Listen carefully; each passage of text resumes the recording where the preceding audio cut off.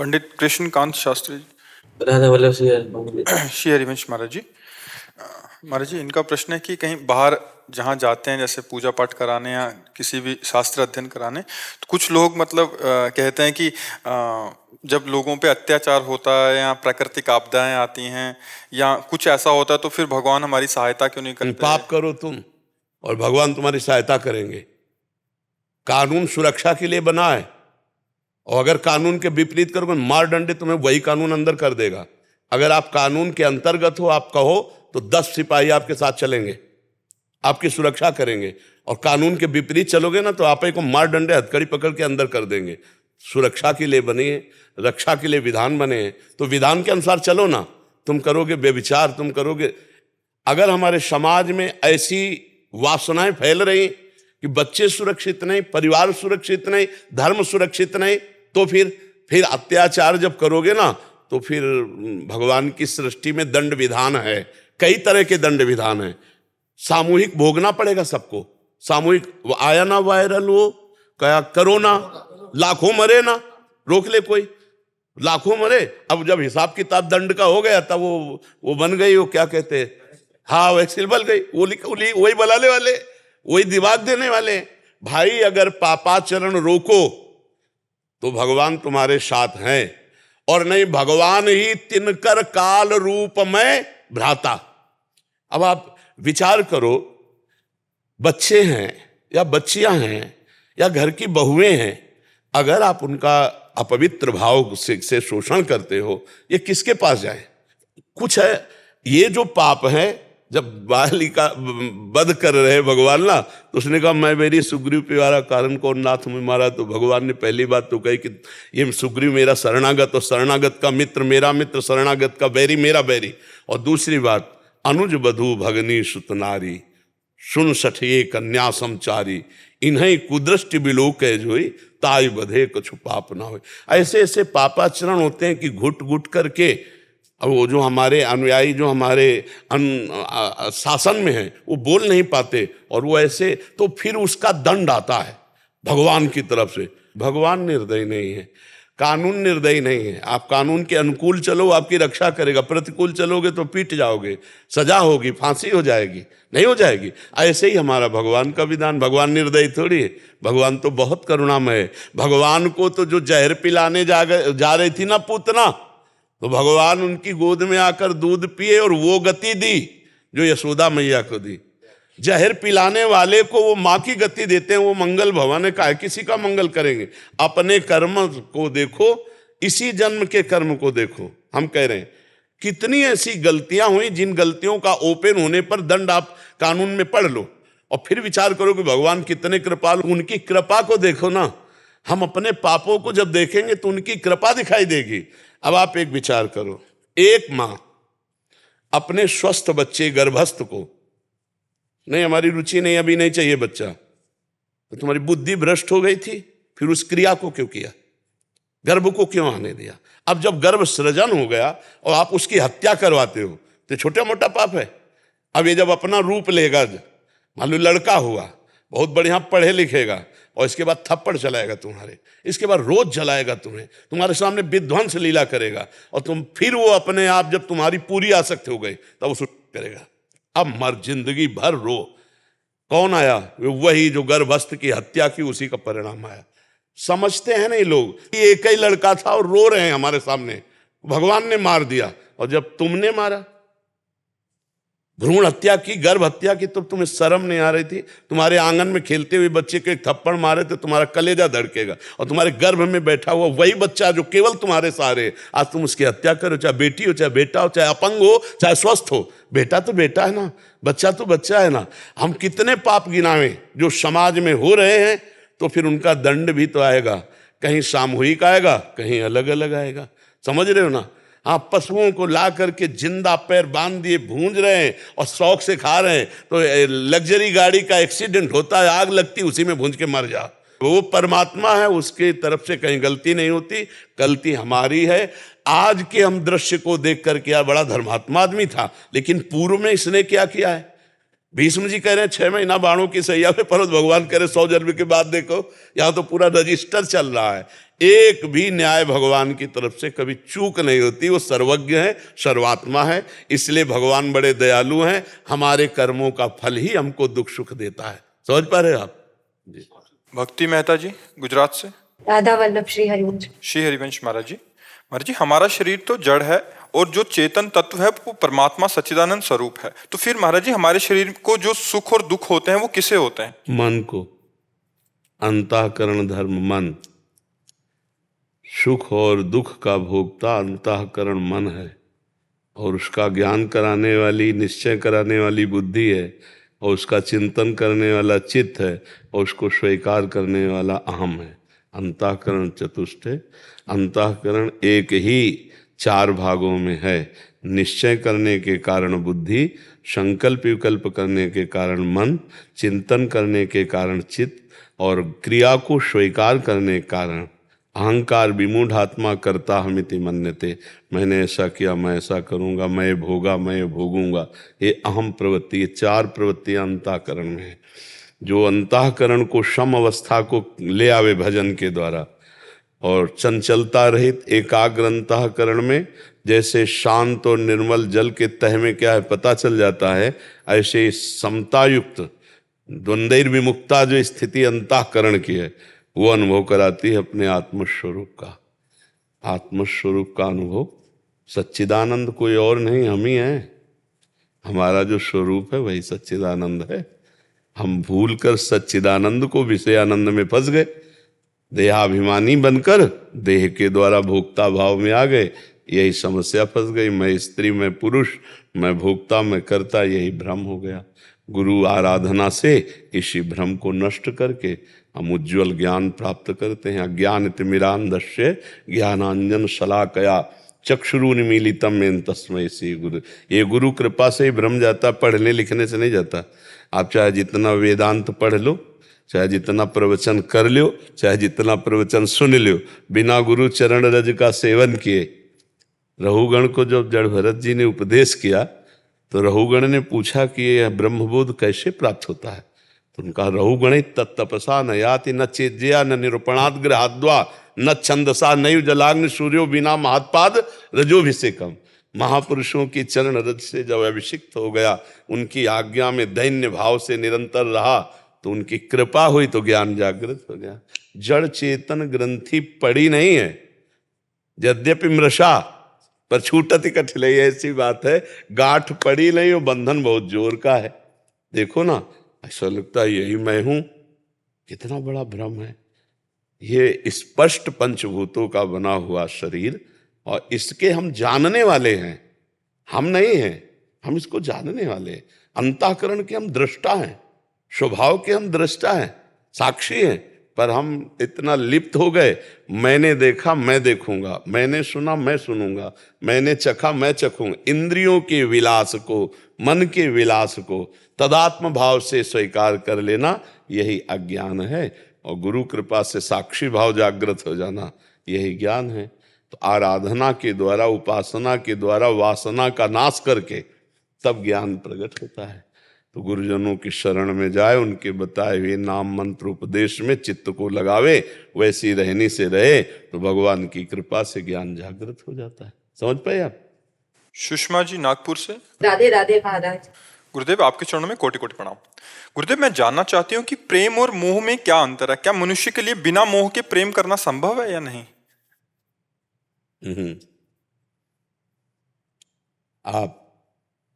आप आज भी प्रेम ही करती हैं, मोह नहीं करती। जैसे आप पति से प्रेम करती हैं, पुत्र से प्रेम करती हैं, या किसी भी स्नेही से प्रेम करती हैं, तो जब वो आत्म तत्व जो चलायमान चंचल था, वो जो शांत और अंतर ध्यान हो जाता, रहता वही है। वो भगवत तत्व सर्वत्र व्याप्त है। अगर वो मुर्दे में न रहता होता तो वेन के शरीर का मंथन करने पर पृथु और अर्ची अवतार न होता।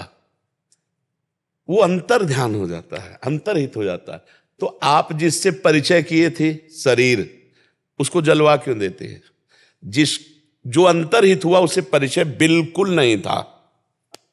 और जिसको हम बहुत प्यार दुलार करते रहे, पति पुत्र या पत्नी या जो भी सगा संबंधी मान करके, वो शरीर सामने होता है, फिर हम शरीर से रति नहीं करते।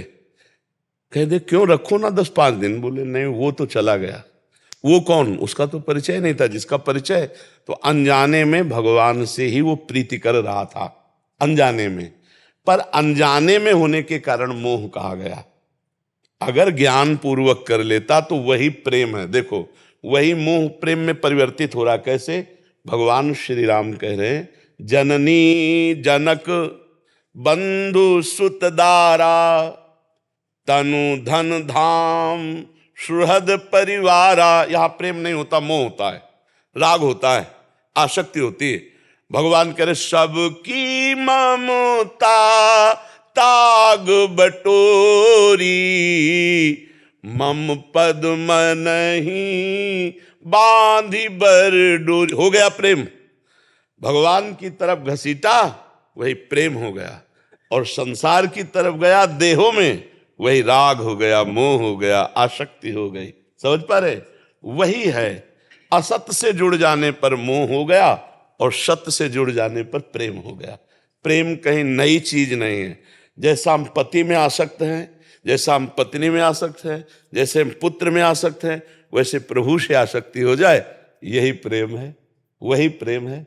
वही जब शरीरों में हो गया तो मोह राग हो गया, और जब वो शरीरी में हो गया, शरीरी में, वही प्रेम हो गया। शरीर है भगवान, शरीर है पांच भौतिक, सबके हृदय अक्षत विकारी हो। अनजाने में सब कोई भगवान से प्यार करता है। नहीं चाहिए अब ये पुत्र, कितना भी प्राणों से, अरे रख लो ना 1-2 दिन, नहीं तुरंत पैसा दे के जला देंगे। बोले वो तो चला गया। तो अनजाने में जो चला गया वो परमात्मा था, वो परमात्मा अंश है। तो हम उसको तो जानते नहीं हैं, पर कहीं ना कहीं हम उसी से प्यार करते हैं। समझ पा रहे आप? अभिलाष भट्ट जी लखनऊ से। श्री हरिवंश। श्री हरिवंश महाराज जी, राधे राधे। महाराज जी, मानस जी में लिखा हुआ है कि होई है सोई जो राम रचि राखा। वहीं दूसरी जगह नारद पार्वती जी के पहले संवाद में प्रसंग देखिए, ऐसे चौपाई का भाव नहीं समझ में आएगा। कर देखा बहु जतन, भगवान शिव दक्ष कुमारी सती के लिए पूरा प्रयास किया कि ये वही है जो मुनि धीर रोगी सिद्ध संतत विमल मन जे ध्यावई, ये वही सच्चिदानंद राम है, संशय मत करो। बहुत प्रकार से समझाया। जब देखा कोई अब इनकी मति में हमारी बात समझ में नहीं आ रही, तब कहा जाओ और परीक्षा ले लो। जो तुम्हारे मन अति संदेहु तो किन जाए परीक्षा लेहु। हो ही सोई जो राम रचि राखा, को करि तर्क बढ़ावे शाखा। अस कही जपन लगे हरि नामा, सती गई जहां प्रभु सुख धा। बहुत बार समझाया लेकिन तुम्हारी समझ में नहीं आया, जाकर परीक्षा ले लो। और मन में सोचने लगे अब वही होगा जो भगवान श्री राम जी ने रखा, और जपने लगे भगवान का नाम। पहले प्रसंग समझा, अब बोले। वहीं दूसरी जगह नारद पार्वती जी के संवाद में है कि जो तपी करे हमारी तुम्हारी भावे मेटी सके त्रिपुरा। इससे भी जोड़ नहीं खाता ना, वहां उपदेश है कि तुम्हारी, पार्वती जी के लिए लिखा है कि तुम्हारी कन्या के भाग्य में लिखा है दिगंबर, भभूत रमाने वाला, मुंडों की माला धारण करने वाला, जटाजूटधारी शिवपति रूप में। कोई नहीं टाल सकता इसे। अब हिमवान को कैसे समझावें? हिमवान से कहा अगर तुम सुंदर वर चाहते हो तो तुम्हारी कुमारी तपस्या करे तो भावी मेट सके त्रिपुरारी, क्योंकि वही दूल्हा बन के आएंगे ना, वही सुंदर रूप धर के आएंगे, और कोई थोड़ी आएगा। प्रसंग को अगर हम पढ़ेंगे तो कहीं जोड़ ही नहीं उधर उसका इसका, कोई जोड़ है तो क्या जानना चाहते हैं? इसमें कर्म और भाग्य का विरोधाभास है। कुछ नहीं, इसमें कर्म भाग्य का कहां। वहां प्रयास किया भगवान शिव ने। सती को मान लेना चाहिए, जगत गुरुपति भगवान शिव समझा रहे हैं, लेकिन नहीं माना। तब का आप जाओ परीक्षा लो जाके, फिर अब वही है सोई जो राम रचिया। प्रयास के बाद जब सफलता नहीं मिली तो भगवान शिव कहने लगे वही सोई जो राम रचि राखा। और वहां क्या कह रहे हैं कि भगवान शंकर के जितने लक्षण वर्णन है ये सब मिलते हैं और वही पति रूप में इसके मिलेंगे। अगर आप संतोष चाहते हो कि अच्छा दूल्हा मिले तो ये कुमारी तप करे किसका? भगवान शंकर के लिए। वही सुंदर रूप धारण करके कर्पूर गौरम दिव्य रूप धारण करके आएंगे तो वही वहां कोई क्रम नहीं मिलता उससे उपाय का, समझ रहे? हाँ, प्रयास करके जब हार गए तब हो ही सोई जो राम रचि राखा। और यहां वही पति भगवान शिव हैं, कोई टाल नहीं सकता। हाँ, जो तप करे तुम कुमारी तुम्हारी तो भावी मेट सके, बात वहीं तो आ गई ना घूम के कि जो मुंड माला धारण करने वाले जटाजुट धारे उनका एक सुंदर रूप है जो बिल्कुल कर्पूर गौरम, बहुत करुणा अवतार, इतना सुंदर रूप है कि त्रिपुर सुंदरी भगवती अम्बा मोहित है। इतना सुंदर रूप भगवान शिव। वो एक भयंकर रूप है कि भूत मंडली के साथ जब वो अपने स्वरूप में आते तो विलासकारी देवता, वो तो भयंकर से भयंकर स्वरूप है और सौम्य स्वरूप है। तो बोले अगर तुम्हारी कुमारी भगवान शिव की आराधना करे तो बात बन सकती है, क्योंकि नारद जी जानते शिव ही सुंदर रूप में आएंगे। तो ऐसा ही हुआ, जब बारात गई तो आगे भगवान विष्णु का परिकर, सबको लगा यार ये दूल्हा होंगे। मैंने बाराती बोले जब बाराती इतने सुंदर तो दूल्हा कितना सुंदर। फिर ब्रह्मा जी की, फिर देवराज इंद्र, ये क्रम रखा गया था कि अगर पहले ही भूत वाली पार्टी लग जाएगी तो सब भाग जाएंगे। तो अब जे ही हुआ कि अब आ रहा दूल्हा, अरे बवंडर मचा हुआ था। अगिया बैताल, इतने बड़े बड़े विचित्र तांडव करने वाले भूत प्रेत, और जब भगवान शंकर को देखा तो जटाओं से राख उड़ रही थी, चिता की भस्म, फुसकार सांप के मुंडों की माला। हिमवान की जो पत्नी मैना थी ना, का विवाह कैंसिल। बेटी को लेके पर्वत से गिर के मर जाओगे पर ऐसे दूल्हा के साथ ब्याह ले करो। नारद जी ऐसे दूल्हा के लिए तपस्या करवाई। उनके तो बाल बच्चा है नहीं, उनको पीड़ा तो है नहीं कि कैसे ये दूल्हा, ब्याह कैंसिल। हिमवान नारद जी से कहा सब कैंसिल हो गया। नारद जी गए भगवान शंकर से कहा बंद करो महाराज, ने विवाह नहीं होगा, बारात वापस लौट जाएगी, आप अपने रूप पे आओ। हाथ में दर्पण, एक हाथ में भगवान की छोटा सा त्रिशूल, वो दूल्हा रूप, सब मोहित हो गए। तो प्रसंग को हम जब प्रसंग से जोड़ेंगे तो उसका अर्थ निकलेगा, और एक यहाँ की टांग वहां का हाथ वहां की नाक तो नहीं निकल पाएगा, नहीं निकल। समझ पा रहे आप जी? कपिल गुप्ता जी। राधा वल्लभ श्री हरिवंश महाराज जी। महाराज जी, तीर्थ स्थानों के दर्शन का मेरा बहुत मन रहता है, परंतु मेरी आस्था श्री बांके बिहारी जी और राधा रानी में है। परंतु अब कुछ समय से जब बिहारी जी और राधा रानी से अलग किसी अन्य तीर्थ पर दर्शन के लिए जाता हूं तो पहले जैसी आस्था महसूस नहीं होती। फर्क यह है कि जब से ये समझ आया कि ईस्ट एक ही होना चाहिए, क्या ये मतलब इनको समझ आया कि ईस्ट एक होना, शायद आपको तीर्थों का फल मिल रहा है। अगर बिहारी जी की अनन्यता, वृंदावन की अनन्यता हो रही तो समस्त तीर्थों के अवगाहन का फल मिल रहा है। भगवान में अनन्य हो जाना ही सबसे बड़ी बात है। तीर्थों के प्रति जो पावनता है वो भगवान के चरणों में, तीर्थपाद भगवान को कहा गया है, या भगवान के चरणों का चिंतन करने वाले संतों में, संतों को भी कहा गया तीर्थी कुर्वन्ति तीर्थानी, जहाँ चरण रख दें वहाँ तीर्थ बन जाए। गंगा जी जब भूतल पर आने लगी तो भगीरथ जी से दो बात कही। एक बात कही कि मैं जब अपने ब्रह्म वेग से उतरूंगी तो रसातल पहुंच जाऊंगी, मृत्युलोक में रोकेगा कौन? तो उसके लिए देवाधिदेव महादेव ने अपनी जटाओं पर फिर कहा जब पापी लोग हमारा स्पर्श करेंगे तो मैं मलिन हो जाऊंगी, मैं निष्पाप कैसे हूं? उनका साधो शांता ब्रह्मनिष्ठा, जो ब्रह्मनिष्ठ शांत भगवत प्रेमी महात्मा है वो जब हे गंगा तुम्हारा स्पर्श करेंगी तो तुम निष्पाप हो जाओगे। तो दो ही प्रकार से तीर्थ हैं, या किसी ब्रह्म ऋषि के द्वारा स्थापित भगवत प्रेमी महात्मा के द्वारा या भगवान के द्वारा। यदि हमारी भगवान में अनन्य ममता हो जाती है, भगवान के धाम की निष्ठा जागृत हो जाती है तो हमको समस्त तीर्थों का फल प्राप्त हो गया। अनन्यता, निष्ठा ये बहुत बड़ी वस्तु है। समझ पा रहे आप समझ पा रहे हैं? रमेश कुमार जी, राजस्थान। श्री हरिवंश महाराज जी। महाराज जी, आपकी अनुकंपा कृपा से दैनिक दिनचर्या में गौ माता को खाना खिलाना बिना भोजन किए पहले उनको खिलाते हैं, ऐसी काफी समय से निष्ठा चल रही है। परंतु कभी कार्य सेवा से बाहर जाना पड़ता है, जहाँ गौ माता नहीं मिलती, वहां पर अपनी निष्ठा कैसे रख सकूं मैं? किसी भी पशु में भावना करो, वही विराजमान है।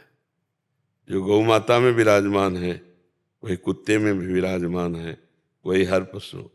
गीता जी में भगवान आदेश करते हैं, विद्या विनय संपन्ने ब्राह्मणे गविहस्तनी स्वनीचयु स्वपाके चा पंडिता समदर। जो कुत्ते में, चांडाल में, गौ में, विद्या विनय संपन्न ब्राह्मण में एक ही परमात्मा को देखता है, वही सच्चा देखता है।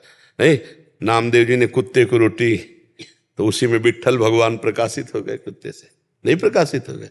तो अगर कभी ऐसा है कि गौ माता नहीं मिली, कोई और पशु दिखाई दे रहा, तुम भावना करके पवा देते हैं। उसमें कोई, हर जीव में भगवान विराजमान है।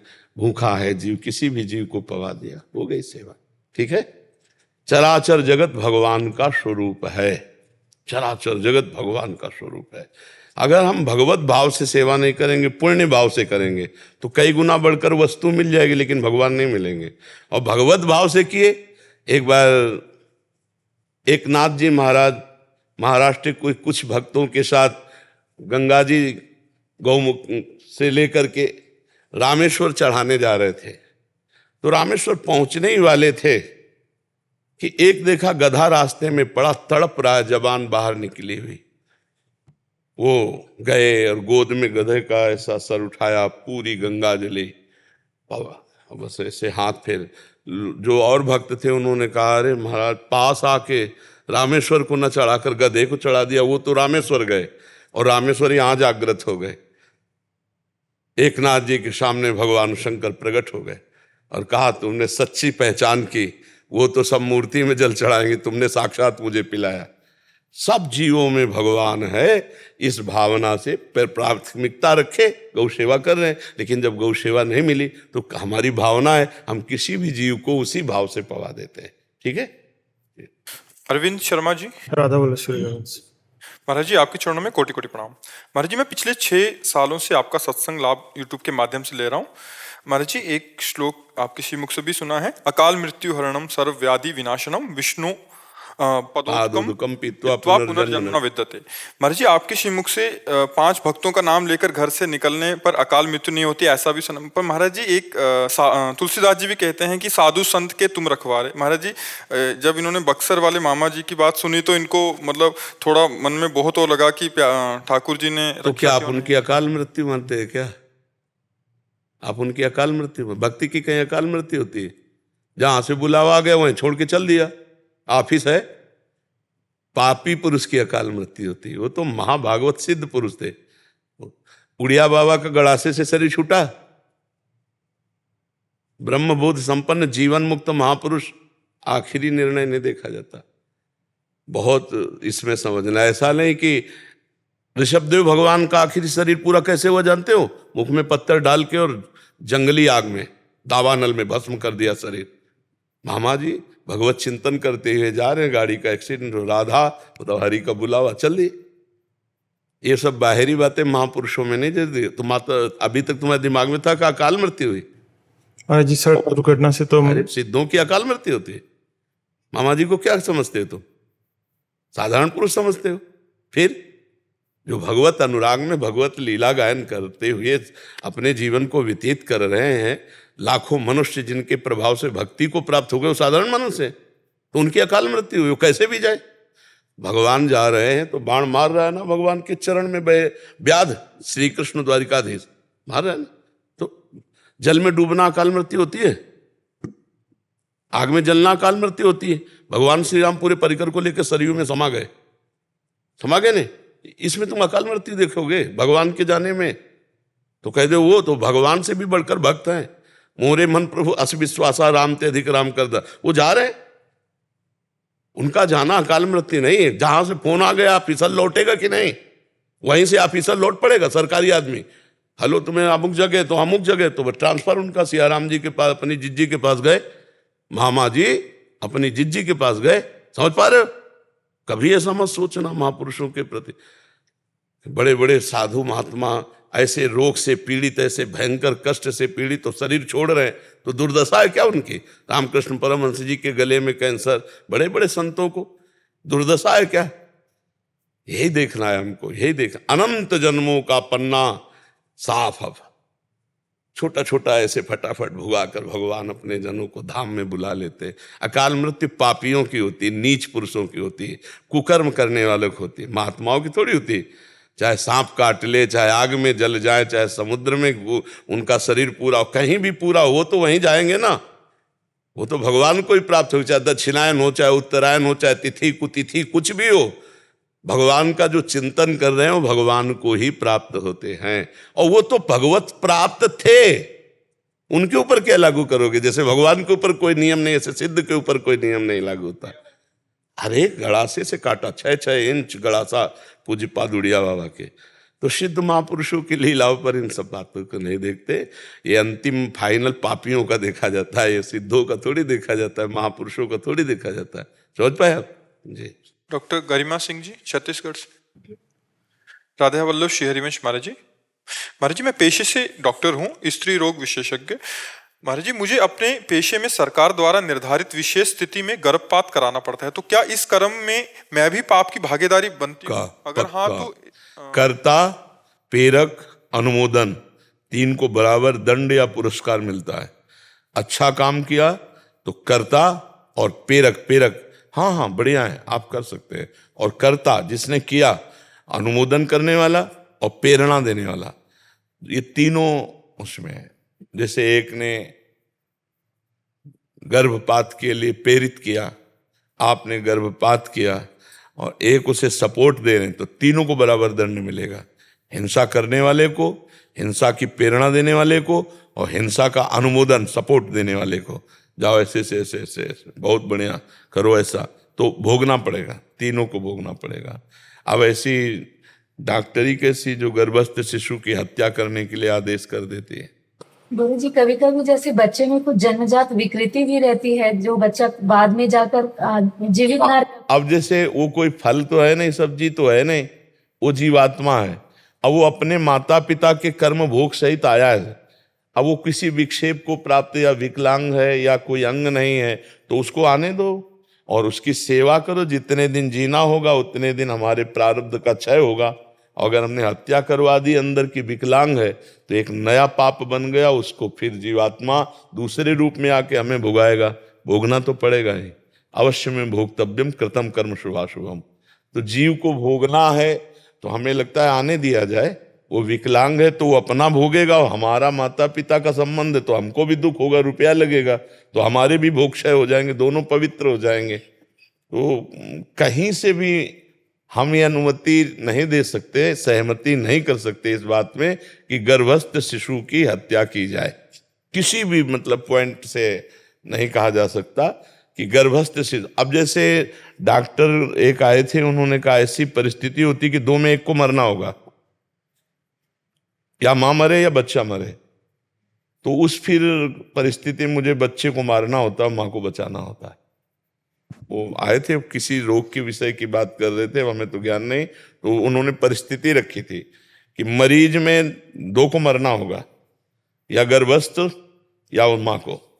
तो फिर हम लोग मां को ही बचाने की कोशिश करते हैं, गर्भस्थ शिशु को मार देते हैं। तो उनसे भी कहा था, हमारी राय यही रहेगी कि दोनों को जहां तक बचाएं। आपका उद्देश्य दोनों को बचाने को, फिर एक मर जाता है बात अलग है।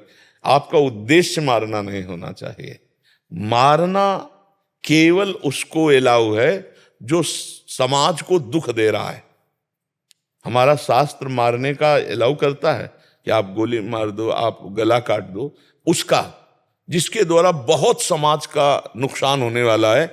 ऐसे को जैसे आतंकवादी हैं, ऐसे लोग हैं जो हिंसक प्रवृत्ति के हैं, जो जीवित रहेंगे, हजारों को मारेंगे, कष्ट देंगे, तो ऐसे लोगों के लिए फिर अलाउ शास्त्र करता है कि इनको मृत्यु दंड दिया जाए, जिससे ये पवित्र हो जाएंगे।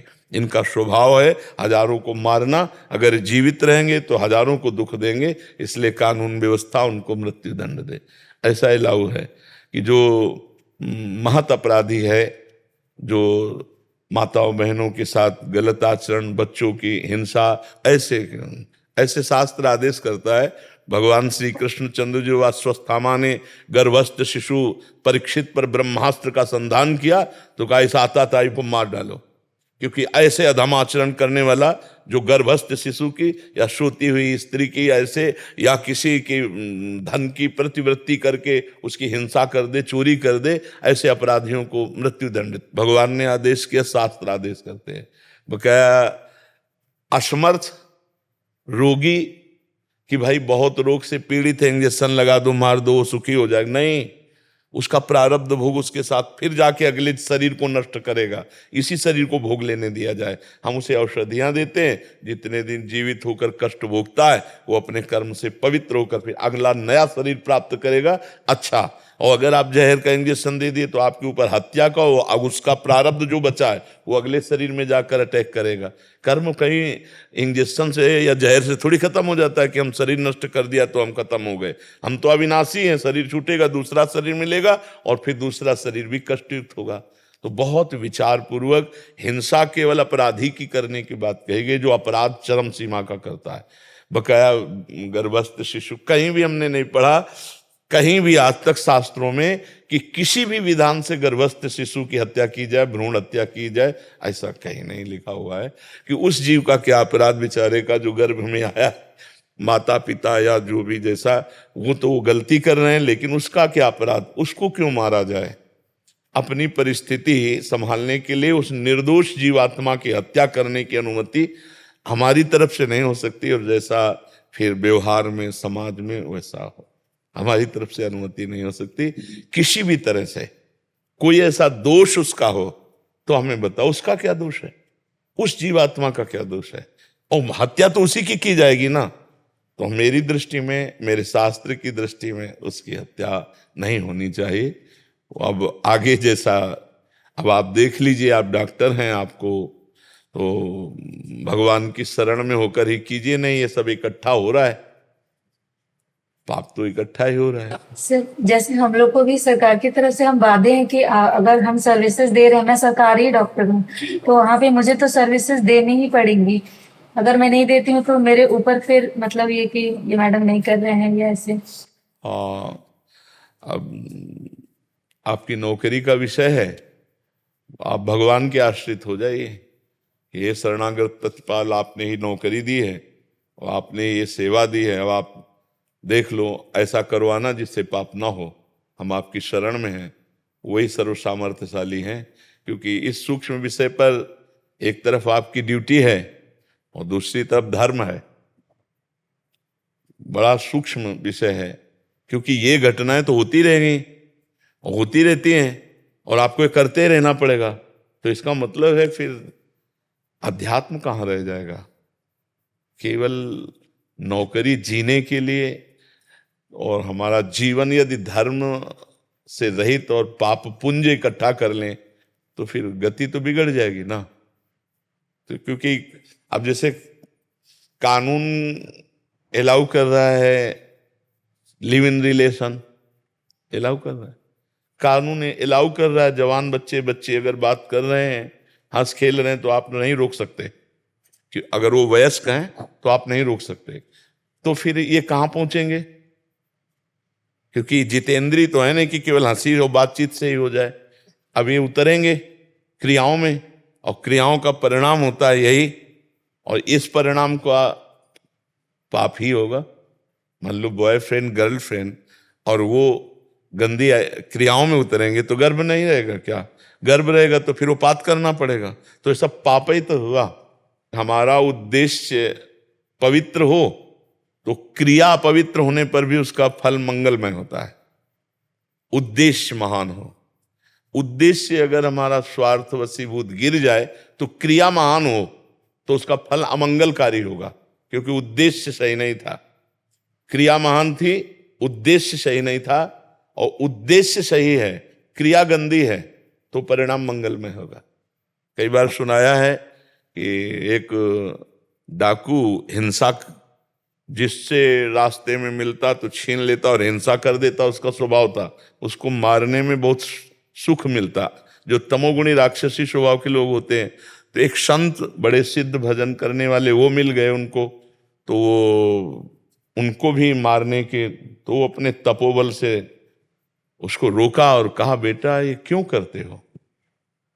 इतने प्यार से और ऐसी करुणामयी दृष्टि से जब संत ने, तो उनका हृदय परिवर्तन होने लगा और कहा, भगवान मेरा स्वभाव बन गया है कि मैं बहुत पापी हूं, बहुत नीच हूं, मेरा स्वभाव बन गया दूसरे को तड़पाना, मारना, छीनना, ऐसा। तो उनका, इससे तो तुम्हें नरक की प्राप्ति होगी। तो उनका, हमारा कल्याण कैसे हो सकता है? बोले, पहले तीर्थ यात्रा करो, फिर तुम्हें हम गुरु मंत्र देंगे, तब तुम्हारा कल्याण हो जाएगा। उनका, गुरुजी कौन कौन से तीर्थ जाने हैं? तो बताया प्रयागराज ऐसे ऐसे ऐसे। तो कहा, गुरुजी कब हम जानेंगे कि हम दीक्षा लायक हो गए? तो उन्होंने एक लकड़ी दी सूखी, वो कहा, जब ये लकड़ी हरी हो जाए तो समझ लेना तुम निष्पाप हो गए, उसी दिन आ जाना। वो 10 किलोमीटर चले होंगे गुरुजी के यहाँ से, तो शाम का समय था। तो उन्होंने सोचा आज रात्रि इस जंगल के पेड़ के नीचे, गांव के नजदीक था वो पेड़, बट वृक्ष बड़ा विशाल, आराम से वो लेटे। थोड़ी देर में ऊपर वार्ता होने लगी पेड़ में। तो उन्होंने कहा, पिछली बार तो बच गए थे, इस बार रात्रि के 12 बजे चारों तरफ से गांव में आग लगा देंगे और जो निकलेंगे काट काट के फेंक देंगे, सबको मारेंगे। बदमाश चार ऊपर बैठे। उन्होंने कहा, अरे यार जिंदगी भर यही करते रहे और फिर पूरे गांव को मारेगा। सुनो, मन से कहा, इतनी हत्याएं की, अब चाह ही रहे तीर्थ है, इन चारों को और डंगा देते तो पूरा गांव बच जाएगा। उनसे कहा, ए भाई तुम्हारे प्लान में कमी, हम तुम्हारे इस चैप्टर के गुरु हैं, अकेले मारा है हजारों को, आओ हम प्लान बताते हैं। तो बड़ा वृक्ष, तो जो उतरेगा एक एक तो उतरेगा, और मारने में प्रवीण थे, चारों को मार दिया। सोचा अभी यहां नहीं, रात्रि में रुकेंगे। छड़ी उठाई तो वो हरी हो गई। तो कहा, गुरुजी ने कहा था जहां छड़ी हरी हो जाए वहीं निष्पाप हो जाओगे। बोले, अभी तो किसी तीर्थ में नहीं गए, चार को और मार दिया और लकड़ी हरी हो गई, तो लौट आए गुरुजी के पास। गुरुजी ने कहा कि हमें पता था तुम तीर्थ नहीं जा पाओगे, बहुत पाप मन में है तुम्हारे। उनका, गुरुजी हम इससे लौट के नहीं आए, आपने कहा था लकड़ी हरी हो जाए वहीं से लौटा ना, तो हरी हो गए। तो बोले, किस तीर्थ में? बोले, तीर्थ में नहीं, चार को मारा है। तो देखो क्रिया, देखो क्रिया वही है, हत्या। उद्देश्य क्या हुआ? पूरे गांव को बचाना, पूरे गांव के पशु पक्षी मनुष्यों को बचाना, क्योंकि रात्रि में 12 बजे चारों तरफ से आग लगाकर फिर ये मारते। तो चार को मार दिया तो वो निष्पाप हो गया। क्रिया वही हुई, उद्देश्य महान हो गया। उद्देश्य महान हो गया तो क्रिया निम्न है, हत्या, लेकिन वो फलदायी बन गई। अगर उद्देश्य आपका महान है, भगवत समर्पित है, तो हो सकता है कि क्रिया आपकी मलिन है लेकिन उसका परिणाम अच्छा हो। अब भगवान से बढ़कर कोई ज्ञानी है नहीं, तो ये बात भगवान के ऊपर छोड़ देते हैं और अपने उद्देश्य अच्छा रखते हैं, किसी भी जीव को कष्ट देने का उद्देश्य नहीं रखते हैं। महर्षि, एक पैरा ओलंपिक होता है, अच्छा। एक ओलंपिक होता है, एक पैरा ओलंपिक होता है। अच्छा। तो आपने भाला में तो अच्छा। गोल्ड मेडल भारत के लिए लेके आए थे, तो आपको बहुत स्वागत है आपका। दुपट्टा लाओ श्री जी का, हर बच्चे को पहना दो। श्री जी का प्रसादी वस्त्र है। बहुत सुंदर। सब ये भगवान से ही विजय मिलती ना, विजय श्री भगवान का ही नाम है, वही विजय श्री बंद। खूब उनका नाम जप करो और आगे और बढ़ते रहो। नहीं, हाँ, अच्छे बच्चे हो, अच्छे। धन्यवाद।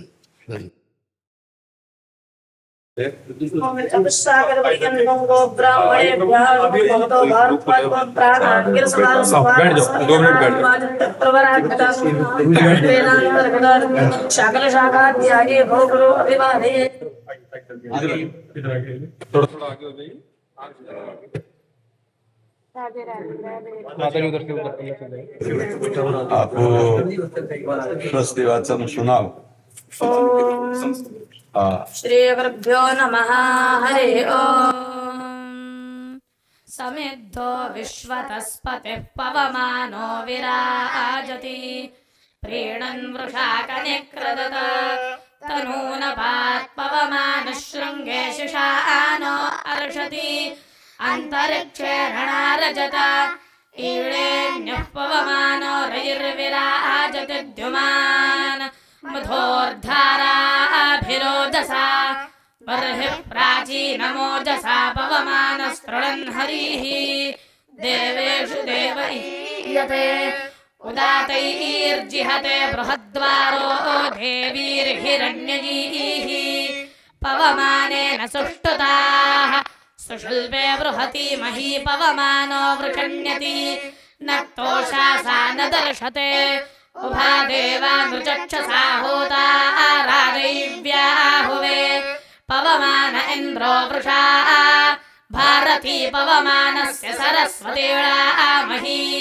इमन्नो यज्ञमागमन् विस्रो देवी स्वपेशसः त्वष्टारमग्रजान् गोपां पुरो यावानमाहुवे इन्दुरिन्द्रो वृषा हरिः पवमानः प्रजापतिः वनस्पतिं पवमानमध्वासमन्ति धारया सहस्रवल्षं हरितं भ्राजमानं हिरण्यजम् विश्वे देवा स्वाहा आकृतिं पवमानस्यागता वायुर्बृहस्पतिः सूर्योऽग्निरिन्द्रः सजोषसः मन्द्रया सोमधारया हरिः ओम।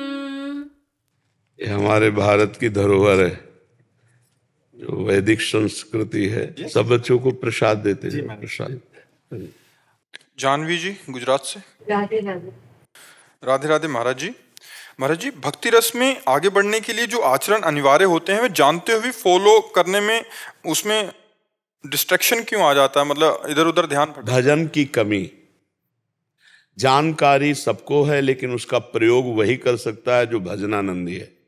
अगर भजन बल नहीं है तो जानकारी तुम्हारी 2 मिनट में एक तरफ रख जाएगी, और जो आचरण मन इंद्रिय वेग के द्वारा कराना चाहते वो करवा लेंगे। और जब भजन बल है ना, तो जैसे ब्रेक अच्छी हो तो जहाँ चाहो वहाँ मार दो है। अब ब्रेक है नहीं तो फिर एक्सीडेंट तो हो ही जाएगा। नाम बल, भजन बल। वारी मथे घृत होए बरु, शिकताते बरु तेल। बिनु हरि भजन न भव तरिय, यह सिद्धांत अपेल। जिनको राम कहना नहीं आता था वो मरा मरा कह करके इंद्रिय विजेता ब्रह्म ऋषि हो गए, और भगवान के लीला चरित्र का संस्कृत से गान किया। मरा मरा और संस्कृत से गान किया। देख लो रामचरितमानस जो पूर्व है वो संस्कृत से है, महर्षि के द्वारा गाई हुई है। महर्षि बना दिया नाम ने।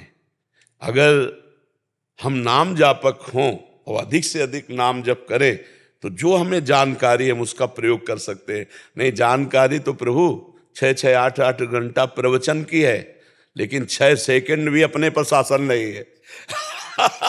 समझला, 6 सेकंड भी मन को एक स्थान पर रोकना कठिन है। 6 सेकंड, इतना अंतर है अध्यात्म और अध्यात्म की चर्चा। अध्यात्म में स्थित होना तो विनिवृत्त कामा, अध्यात्म नित्या तो विनिवृत्त। अध्यात्म का स्वरूप क्या है? कामनाओं का नाश हो जाना, कामनाओं का त्याग हो जाना। आज हम अध्यात्म की चर्चा कामनाओं की पूर्ति के लिए करते हैं। अर्थ पूर्ति, प्रणाम नमस्कार की पूर्ति, वाह वाह की पूर्ति, ये सब ये अध्यात्म नहीं है। अध्यात्म कंचन कामिनी कीर्ति तीनों पर विजय प्राप्त करने के लिए है। स्थूल सूक्ष्म कारण तीनों से राग मिटाने के लिए। पर वो भगवान का कृपा पात्र, गुरु कृपा पात्र ही इस रहस्य को समझ पाता है। नहीं, वो भी अपने को आध्यात्मिक समझता है। आध्यात्मिक समझते हुए अपनी वासनाओं का पोषण करता रहता है और अपने को आध्यात्मिक समझता है। और अध्यात्म दूसरी बात है। अध्यात्म है जितना अनात्म है उसका त्याग कर अध्यात्म में स्थित होला। अध्यात्म की चर्चा करके अनात्म वस्तुओं की चाह रखना अज्ञान ही तो है, अज्ञान ही है। और हम अपने को समझते ज्ञानी हैं। तो यही भ्रम मिटाने के लिए भजन है। भगवान का जो मार्ग है वो एक अलग मार्ग है।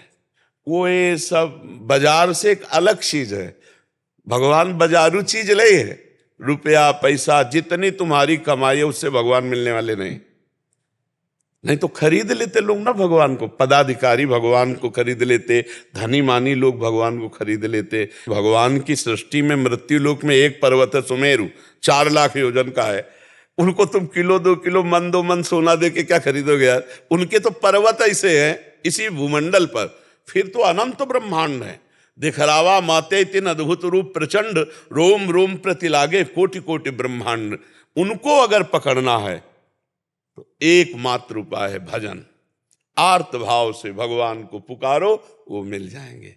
जिससे यही दरबार दीन को आदर, रीत सदा चले। दैन्य होकर अपने प्रभु को हम भज रहे हैं, अपने स्वामी को भज रहे हैं, अपने प्रीतम को भज रहे हैं, बस मिल गए। भजन के बिना जितनी जानकारी सब मिथ्या है, वो प्रयोग में नहीं आएगी तो मिथ्या है।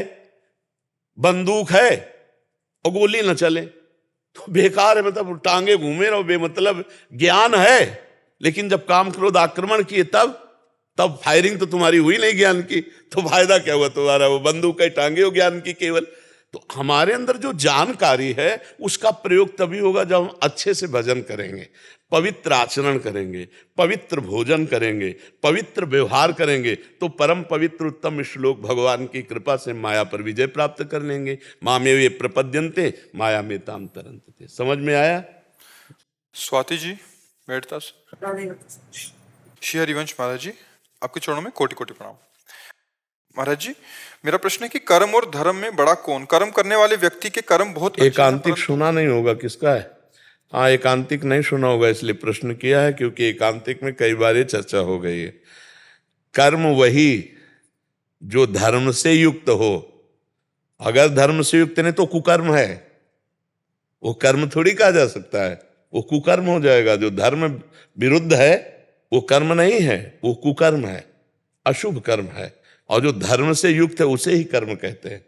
तो ये जो भेद की कर्म और धर्म, ये सांसारिक शब्दों में है। शास्त्रीय शब्दों में धर्मयुक्त ही जो क्रिया है उसे कर्म कहते हैं, और जो धर्म के विरुद्ध है उसे कुकर्म कहते हैं।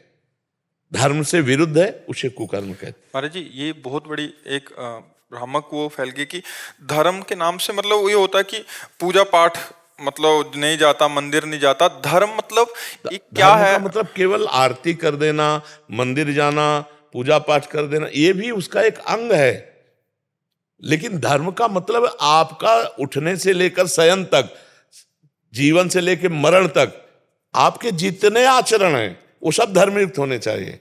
आपका उठना, आपका बोलना, आपका दिनचर्या, आपका खान पान, कार्यक्रम सब धर्म के अंतर्गत कर। अब जैसे एक अधिकारी है, उसका कर्म है निर्दोष को बचाना और दोषी को दंड देना। अब ये उसका धर्म है, धर्म से युक्त कर्म है। अब उसने निर्दोष को तो दंड दे दिया और दोषी को छोड़ दिया और रुपया ले लिया, अब ये कुकर्म हो गया। समझ रहे ना? अब धर्म का मतलब बहुत सब पूरा जीवन है, पूरा जीवन है। एक आदमी दौड़ के आपके पास है, हमें बचा लीजिए, वो आदमी मार रहा है। अब आपको तत्काल एक्शन में आना है, क्योंकि वो शरण में आ गया कि हम बचाने की सामर्थ्य रखते हैं, जितनी उतनी हम कोशिश करते हैं, और हम हंस करके उसको उसी के हाथ में उसको दे दिया जो मारने आ रहा था। अब ये हत्या हो गई आपके द्वारा। और जो अगर बचाने का प्रयास किया उसमें हमको भी कष्ट हो जाता है, तो लिखा है परहित लाग तजय जो देही संतत संत प्रशंसय तेही। दूसरे की रक्षा के लिए यदि हमारे शरीर को भी कष्ट हो जाता है तो सीधे भगवान की प्राप्ति होती है। जैसे जटायु जी ने, जब सीता जी ने पुकारा हा राम, तो जटायु जी को आवाज में ऐसे दर्द लगा कि जैसे कोई किसी को कष्ट दे रहा है। तो आकाश में उड़े तो देखा कि विमान पर सीता जी को लंकाधिपति रावण, जटायु पहचानते, ललका, ए दुष्ट, छोड़, ए पुत्री सीते, तू चिंता मत कर। और कहाँ रावण और कहाँ जटायु, त्रिभुवन विजेता रावण और जटायु। तो जटायु ने पंखों से मार के काट के फेंक दिया, पंख उसके घायल कर दिया। अब इतना ही बस था कि चोंच और पंख और पंजे इसी से प्रारो, तो चंद्रहास के द्वारा काट, दिव्य तलवार उसके पास काट, तो जे ही गिरा तो भगवान का चिंतन हुआ। ये आगे पड़ा जटायु देखा, सुमिरत राम चरण की रेखा। तो जो महाराज दशरथ पिता थे, जो सौभाग्य दशरथ जी को नहीं मिला वो जटायु जी को मिला। भगवान ने जटायु जी को अपनी गोद में और दुलार करते हुए संपूर्ण अंत्येष्टि क्रिया की, और भगवान का स्वरूप धारण करके गीध भगवान के धाम को गया। किस कारण से? भगवान के भजन तपस्या का या कारण नहीं, या परहित कारण है। सीता जी की रक्षा के लिए अपने प्राणों की बाजी लगा दी। तो धर्म हर एक चेष्टा में है। देखो, हम जो कथाएं बड़े बड़े महापुरुषों की गाते हैं, धर्मात्मा पुरुषों की तो गाते हैं, पापात्मा की थोड़ी गाते। महाराज शिवी सिंहासन पे बैठे थे तो बड़े धर्मात्मा थे, तो उनकी धर्म परीक्षा के लिए एक घटना घटी। एक कबूतर आके गोद में बैठ गया, महाराज मेरी रक्षा करो। तो तुरंत ऐसे कौन है, तो देखा कि छत के उसमें बैठ करके बाज कह रहा है, ये मेरा शिकार है। महाराज अगर आप दानी हैं, धर्मात्मा है, तो इतना जानते हैं कि मैं भी भूखा हूं और मेरा शिकार कबूतर है, आप इसको छोड़ दीजिए। कबूतर ने कहा, महाराज मैं आपकी शरण में हूं, आप जानते हैं शरणागत की रक्षा का भाव, इसलिए मैं आपसे प्रार्थना करता हूं, मुझे मत दीजिएगा। बाज ने कहा, महाराज मैं भूखा प्राण त्याग दूंगा, क्योंकि कबूतर मेरा शिकार और मैं इसी को खाऊंगा। उन्होंने कहा, नहीं भाई बात मानो, अगर आपको मांस ही पाना है तो मैं अन्य पशुओं का मांस जहां वध होता है पशुओं का, वहां से लाके आपको दे सकता हूं, लेकिन कबूतर नहीं दे सकता, ये मेरी शरण में आया। बोले, महाराज आपको पता है कि बाज जो है किसी मरे हुए पशु का मांस नहीं खाता, वो अपने आप शिकार करता है और खाता है। महाराज मैं राजी नहीं हूं, मेरे भी प्राण रक्षा करो, कबूतर दे दो। तो उनका, कबूतर तो नहीं दूंगा, अगर इस पर राजी हो कि तुम मेरा मांस ले लो तो मैं तुम्हें दे सकता हूं। तो हाँ, ये बात हो जाएगी, आप अपना मांस दे दो। तो तराजू में एक तरफ कबूतर रखा और एक तरफ अपना मांस काटा। कबूतर 100, 200, 250 ग्राम का, पर भाई वो कबूतर तो था नहीं, वो तो साक्षात अग्नि देवता थे। अब वो जो जितना मांस रखते जाते उतने वजन बढ़ाते जाते, आखिरकार स्वयं बैठ गए और कहा, बाज मुझे खा ले, लेकिन मैं कबूतर को नहीं दूंगा। उस देवराजेंद्र और अग्नि देवता प्रकट हो गए, बोले, महाराज मैं ना तो कबूतर हूं ना बाज हूं, मैं देख रहा था तुम्हारे धर्म की परीक्षा, तुम्हारी जय हो महाराज शिवी का जो महाराज जी का। ये धर्म कोई एक छोटी मोटी क्रिया का नाम नहीं है कि कोई मंदिर चला गया अगरबत्ती कर दी तो धर्मात्मा है। धर्मात्मा जीवन की प्रत्येक चेष्टा धर्मयुक्त होनी चाहिए। संभाल के पैर रख रहे हैं, किसी जीव जंतु को न लग जाए, संभाल के बोल रहे हैं, किसी के हृदय न दुख जाए, हमारी हर चेष्टा धर्ममयी, तब वो धर्मात्मा कहा जाता है। परिभाषा में देखा जाए तो भागवतिक कानून जो सबके लिए नियमावली कह सकते हैं उसे, तो मतलब जो विधान बनाया गया शास्त्रोचित, तो उसको धर्म कहते हैं। हाँ, उसको कैसे चलना है, क्या आपका कर्तव्य है अपने पारिवारिक, उसको धर्म, ये वर्ड धर्म वहां लागू होता है। बिल्कुल, सब धर्म भगवान के चरणारविंद से जुड़ने से अपने आप आ जाएंगे। जो भगवान से विमुख है वो धर्म को धारण करना बड़ा कठिन है। अब जैसे सबसे ज्यादा हमें दुखद घटना इस समय लगती है कि नौजवान जब अपने माता पिता को मारते हैं। बड़ी शर्म की बात है कि हम रोज इस बात को जागृत करते हैं कि जिन माता पिता ने मुझे पाला पोसा, मतलब कितना गंदा हमारा व्यवहार माता जी के साथ रहा होगा, जब हमें ज्ञान नहीं सोच का, लघु शंका का, और वो गोद में लिए वहीं रख दिया, वहीं लघु शंका कर दी, वो कभी हमको डांटे नहीं, हमको इतना बड़ा किया। और जब हम जवान हो गए और वो वृद्धावस्था में शरीर शिथिल है और वो लघु शंका वो निकल जाती है, सोच निकल जाती है, फिर जब वो गाली देते हैं, मारते हैं, तो लगता है कि मतलब कितना धर्म का ह्रास होता जा रहा है। बूढ़े माता पिता को अनाथालय में छोड़ देना या रोड पे छोड़ देना या मार पीट कर घर के अंदर बहुत दुर्दशा पूर्वक रखना, ये सब धर्म विरुद्ध आचरण है। और ऐसे आचरणों से आपका जीवन आगामी बड़ा दुखद होगा। इसलिए गृहस्थी में माता पिता को भगवान के समान समझो, अपने आचरणों को पवित्र रखो। अब धर्म की परिभाषा कैसे कोई समझेगा जब ये जो गंदी बातें चल गई हैं, boyfriend girlfriend, live in relation, ये कैसे धर्म को समझेंगे लोग, कैसे समझेंगे? सरकारी दस्तखत के कागज बनते हैं लिव इन रिलेशन के, 1 महीना 2 महीना, ये है क्या भाई? तुमने अपने जीवन को, चरित्र को क्या समझ रखा है? अपना चरित्र बिगड़ गया तो सब कुछ बिगड़ गया। वो एक अंग्रेजी में वो था कि जिसका धन गया तो कुछ नहीं गया, स्वास्थ्य गया तो थोड़ा बहुत गया, और चरित्र गया तो सब कुछ चला गया। अब उल्टा है, धन के लिए वो चरित्र भी बेच सकता है आज का समाज जो है। तो इसलिए हमें लगता है अपने चरित्र को पवित्र रखना चाहिए, तभी हम धर्म को समझ पाएंगे। जब चरित्रहीन है तो फिर मूल ही धर्म का जो मूल चरित्र है, हमारे यहाँ चरित्र पूजा जाता है, और चरित्र ही हीन हो गया। आज हमारा समाज चरित्र को नष्ट कर रहा है। अपने चरित्र को नष्ट कर रहा है।